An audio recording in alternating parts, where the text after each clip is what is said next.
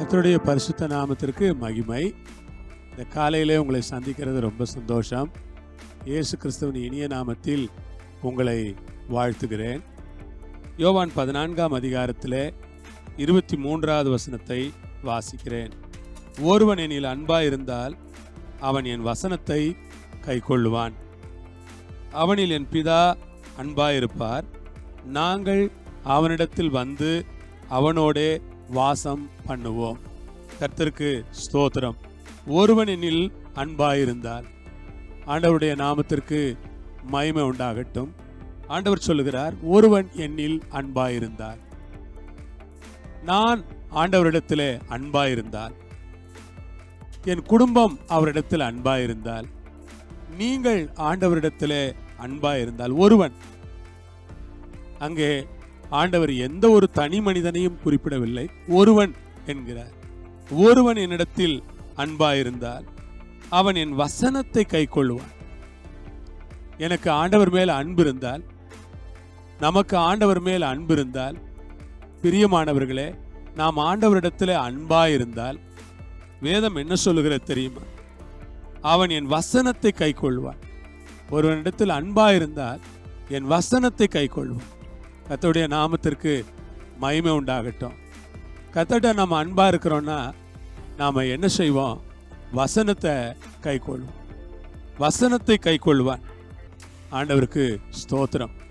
வசனத்தை கைக்கொள்ளுகிற ஒரு வாழ்க்கை, வசனத்துக்கு பயப்படுகிற ஒரு வாழ்க்கை, வசனத்துக்கு கீழ்ப்படுகிற ஒரு வாழ்க்கை, வசனத்தை ஏற்றுக்கொள்ளுகிற ஒரு வாழ்க்கை, வசனத்துக்காக ஜீவிக்கிற ஒரு வாழ்க்கை.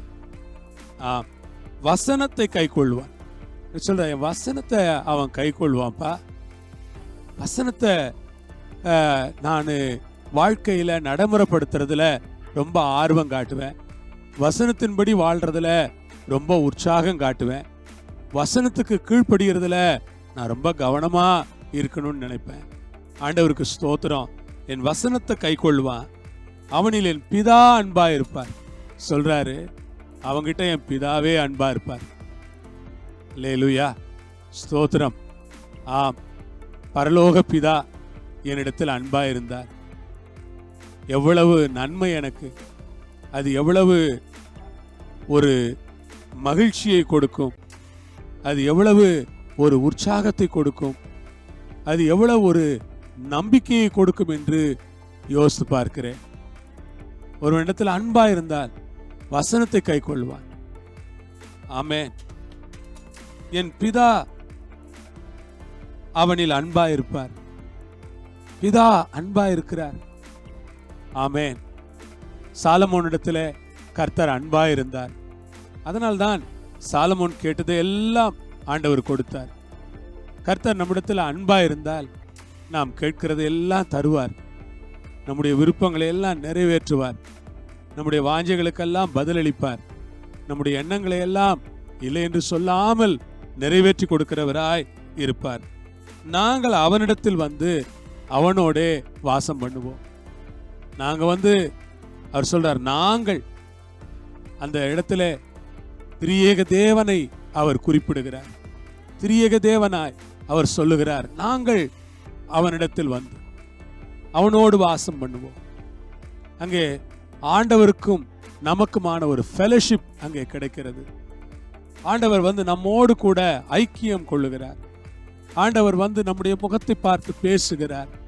ஆண்டவர் வந்து நம்மோடு உறவு வைத்துக் கொள்ளுகிறார். ஆண்டவர் வந்து நம்மோடு கூட நெருக்கமான ஒரு ஐக்கியத்தை வைத்துக் கொள்ளுகிறார். இது எவ்வளவு பெரிய ஸ்லாக்கியம் என்று நான் யோசித்து பார்க்கிறேன். பிரியமான சகோதர சகோதரிகளே, உண்மையில் ஆண்டவர் என்னோடு கூட வந்து என்னிடத்தில் வாசம் பண்ணுகிறது. வாசற்படியில் கதவை தட்டுகிறேன். சத்தத்தை கேட்டு கதவை திறந்தால் அவனிடத்தில் வந்து அவனோடு வாசம் பண்ணுவேன். அவனும் என்னோடு வாசம் பண்ணுவான். அவனோடு கூட நான் போஜனம் செய்வேன் என்கிறார் ஆண்டவர். ஆண்டவர் நம்மோடு வைத்துக்கொள்ள விரும்புகிற அந்த ஐக்கியத்தை பாருங்கள். ஆண்டவர் நம்மோடு கூட கைகுலுக்க விரும்புகிறார். ஆண்டவர் நம்மோடு கரங்கோர்த்து நடக்க விரும்புகிறார். ஆண்டவர் ஏதேன் தோட்டத்தில் மனுஷனோடு உலாவி அவனை பார்த்து கொஞ்சி மகிழ்ந்தாரே, அவனோடு கூட ஆண்டவர் மகிழ்ச்சியாய் வாழ்ந்தாரே, அந்த வாழ்க்கையை தருவதாக அவர் வாக்களிக்கிறார். நாங்கள் அவனிடத்தில் வந்து அவனோடு வாசம் பண்ணுவோம். அல்லேலூயா. ஆண்டவர் நம்மோடு வாசம் பண்ணுவார். பரிசுத்தமுள்ள தேவன் நம்மோடு கூட வாசம் பண்ணுவார். பரலோகத்தில் இருக்கிற தேவன் நம்மோடு கூட வாசம் பண்ணுவார். உன்னதமான தேவன் நம்மோடு கூட வாசம் பண்ணுவார். தேவன் நம்மோடு வாசம் பண்ணுவாரானால் அது ஒரு பெரிய பிளெஸிங், சாதாரணமானது அல்ல. கர்த்தர் நம்மோடு வாசம் பண்ணட்டும், நம்மை ஆசீர்வதிக்கட்டும், நம்மை பலப்படுத்தட்டும். இந்த மேன்மை நமக்கு உண்டாகட்டும். வசனத்தை கை கொள்வோம், பிதாவின் அன்பை பெறுவோம். திரியேக தேவன் நம்மோடு வாசம் பண்ணுகிற அந்த ஆசீர்வாதங்களை சுதந்தரித்துக் கொள்வோம். கர்த்தர் உங்களை ஆசீர்வதிப்பாராக. ஜெபம் பண்ணுவோம். பிதாவே, இந்த பெரிய பாக்கியத்துக்காக ஸ்தோத்திரம். ஒருவனிடத்தில் அன்பா இருந்தார், வசனத்தை கை கொள்வார். என் பிதா அவனிடத்தில் அன்பா இருப்பார். நாங்கள் அவனிடத்தில் வந்து அவனோடு வாசம் பண்ணுவோம். இந்த மேன்மை எங்களுக்கு தாரும். கர்த்தர் எங்களை ஆசீர்வதித்து சாட்சியாய் நிறுத்த வேண்டும் என்று இயேசுவின் நாமத்திலே கேட்டுக்கொள்கிறோம் பரமபிதாவே. ஆமென். ஆண்டவர் உங்களோடு இருப்பாராக, உங்களை ஆசீர்வதித்து நடத்துவாராக. ஆமென்.